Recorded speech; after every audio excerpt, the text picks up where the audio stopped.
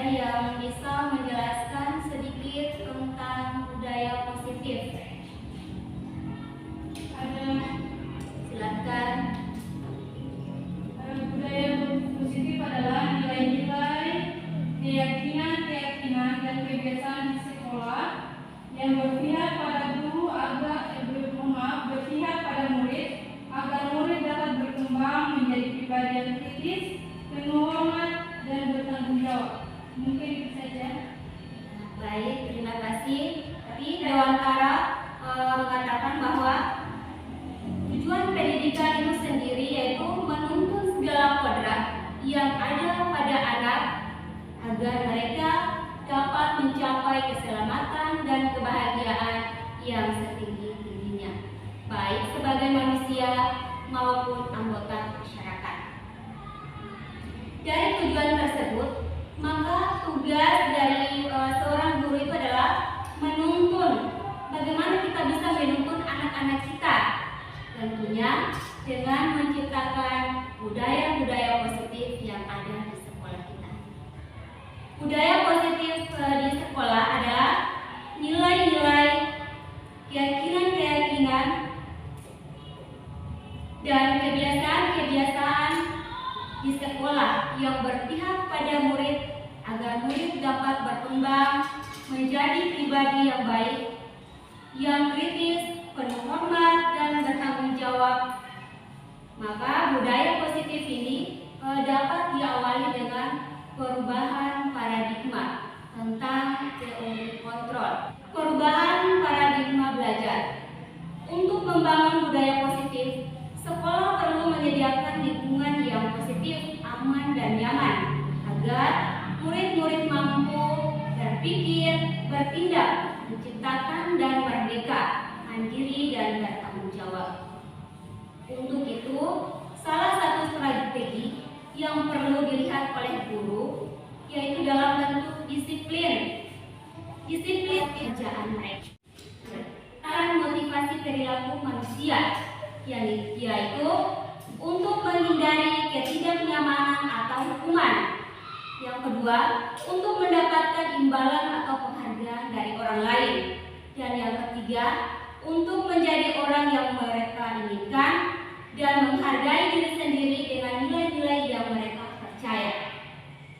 Dari ketiga motivasi perilaku manusia tersebut, dalam mewujudkan disiplin positif, maka harus yang ditanamkan adalah motivasi nomor 3, yaitu karena dengan memiliki motivasi tersebut, mereka telah memiliki motivasi intrinsik yang berdampak jangka panjang, di mana tidak akan berpengaruh pada adanya hukuman atau hadiah mereka. Mereka itu akan berperilaku baik sesuai dengan nilai-nilai kebajikan karena mereka ingin menjunjung tinggi nilai-nilai yang mereka hargai. Kebutuhan dasar manusia. Seluruh perilaku murid pada dasarnya itu memiliki tujuan tertentu. Tujuan dasar itu antara lain, yang pertama bertahan hidup, yang kedua kasih sayang dan rasa diterima, yang ketiga kebebasan, yang keempat kesenangan, dan yang kelima penguasaan. Pertama, kebutuhan bertahan hidup. Kebutuhan bertahan hidup adalah kebutuhan yang bersifat fisiologis untuk bertahan hidup, misalnya kesehatan, rumah, dan makanan. Kemudian yang berikut, kasih sayang dan rasa diterima atau kebutuhan untuk diterima.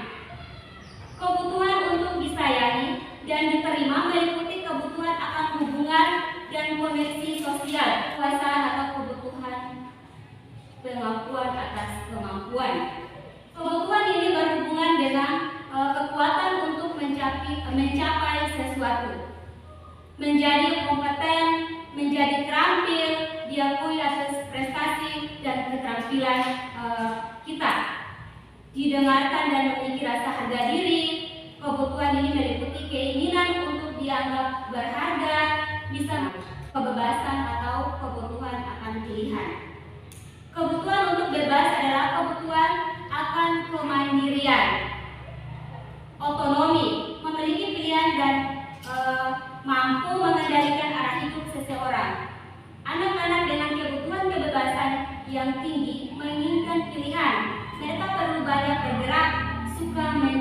mencoba tidak terlalu berpengaruh orang lain terhadap dosen berkesimpulan ada 5 posisi kontrol yang harus diterapkan oleh seorang guru dan orang tua ataupun atasan dalam melakukan kontrol. Sekarang kita harus memperbaiki atau paradigma kita ke posisi kontrol, dari respon ke posisi kontrol.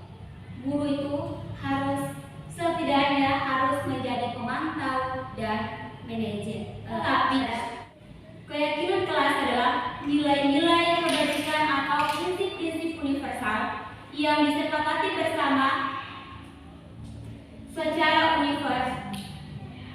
universal, lepas dari latar belakang suku, negara, bahasa maupun agama.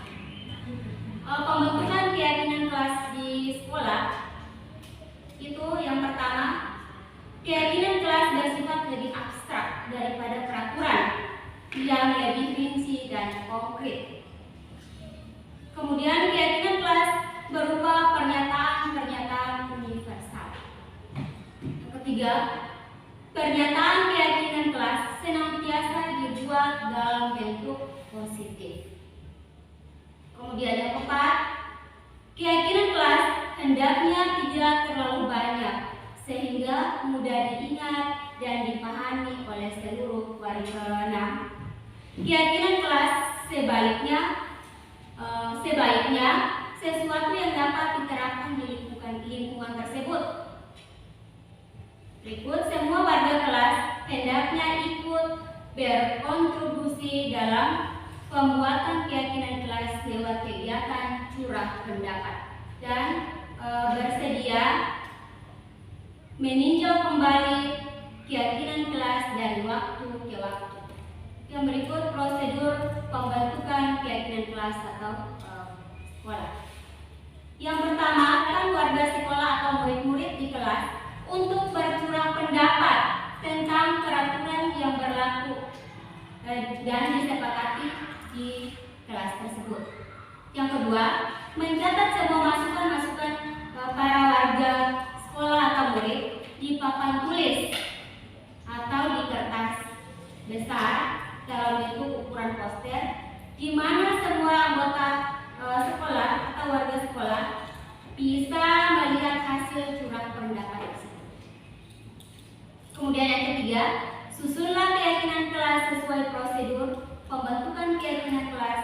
Gantilah kalimat-kalimat dalam bentuk negatif itu menjadi positif. Kemudian yang keempat, tinjau kembali daftar curah pendapat yang sudah dicatat. 5. Tinjau ulang keyakinan kelas secara bersama-sama. Yang keenam, setelah keyakinan sekolah atau kelas selesai dibuat, maka semua warga kelas dipersilakan meninjau ulang dan menyetujuinya dengan menandatangani keyakinan kelas tersebut, termasuk guru dan semua murid. Terakhir, keyakinan kelas selanjutnya bisa diletakkan di dinding kelas atau tempat yang mudah dilihat oleh semua warga kelas.